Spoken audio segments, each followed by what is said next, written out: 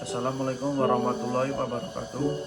Saya Gustaf Kemal Ibrahim, NIM 2018 043 0149. Saya akan mempresentasikan tugas kuliah saya, yaitu matkul Ekonomi Ketenagakerjaan dengan materi Well-being and Happiness. Saya akan menjelaskan well-being itu apa. American Psychology Association mendefinisikan well-being sebagai keadaan yang memiliki rasa bahagia, kepuasan, tingkat stres yang rendah, sehat secara fisik dan mental, serta menjaga kualitas hidup yang baik. Well-being juga dapat dimaknai sebagai kondisi sejahtera yang mencakup emosi dan suasana hal yang positif.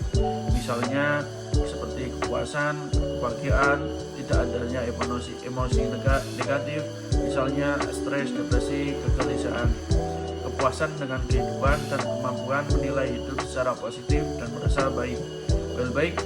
Well-being mencakup kesejahteraan lahir dan batin yang berbeda dengan welfare yang merupakan kesejahteraan dalam sudut pandang ekonomi dan pelayanan publik.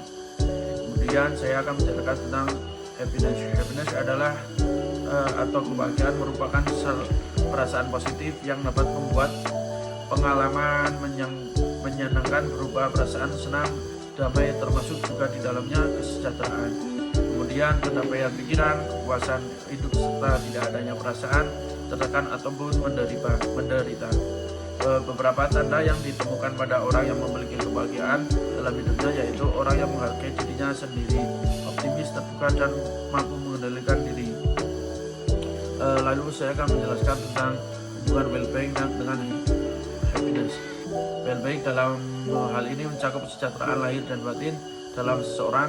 Oleh karena itu, hal tersebut jika seseorang telah mencapai pada tingkat kesejahteraan dalam kehidupannya, maka akan merasakan sebuah kebahagiaan secara lahir dan batin.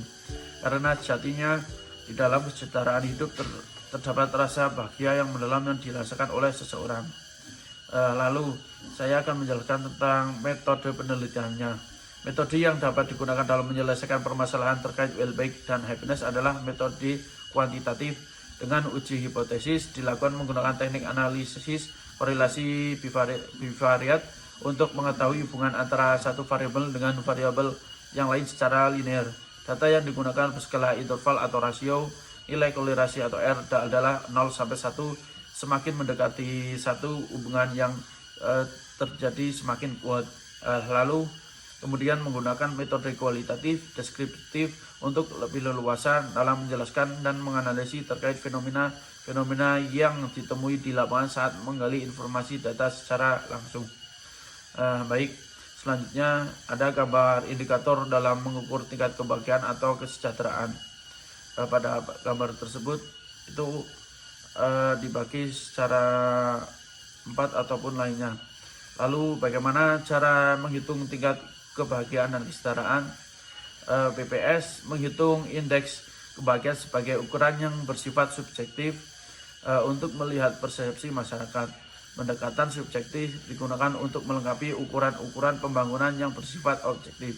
Lalu semua indikator merupakan ukuran tingkat kepuasan yang dinilai secara subjektif oleh penduduk berdasarkan hasil evaluasi terhadap kondisi objektif atau faktual yang 10 unsur kehidupan sekaligus menilai perasaan dan makna hidup.